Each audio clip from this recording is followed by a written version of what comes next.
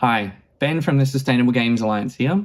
You've probably heard of the CSRD or the ESRS, the Corporate Sustainability Reporting Directive and the European Sustainability Reporting Standards. These are two new pieces of sustainability requirements legislation coming in the EU.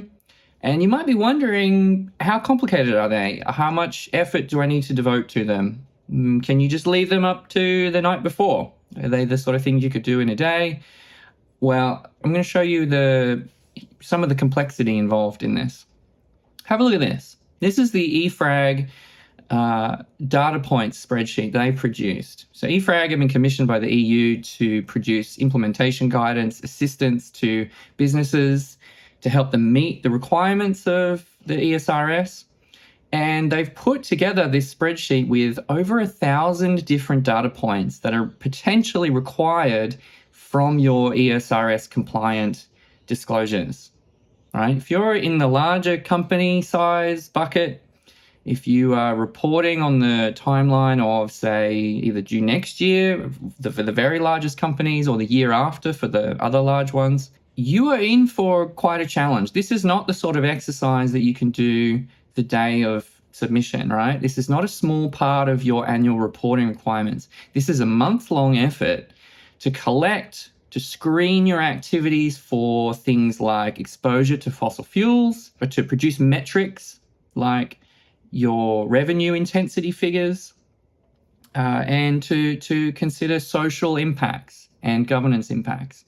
How your corporation is structured, what sort of impacts you have on your workforce and engagement with your own workforce. So this spreadsheet gives you a little sense of what could be involved, right? Now, these data points are dependent upon your materiality analysis, which is an earlier step in the process.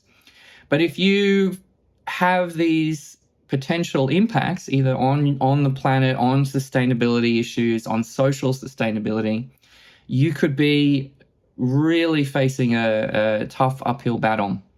So at the Sustainable Games Alliance, we're all about helping the games industry to figure out what's required for these things. And so we're in the process of developing a bunch of guidance and the greenhouse gas emissions standard for calculating the footprint of making games. All of these things together, we believe, will help make games companies really, really fit for complying with the ESRS in the next couple of months to years. So hopefully that gave you a little bit of something to think about. If you're interested in these topics, please reach out and get in touch. And we'd be happy to talk to you about what your reporting timelines are like, what the sort of effort is involved, and how we might be able to help each other.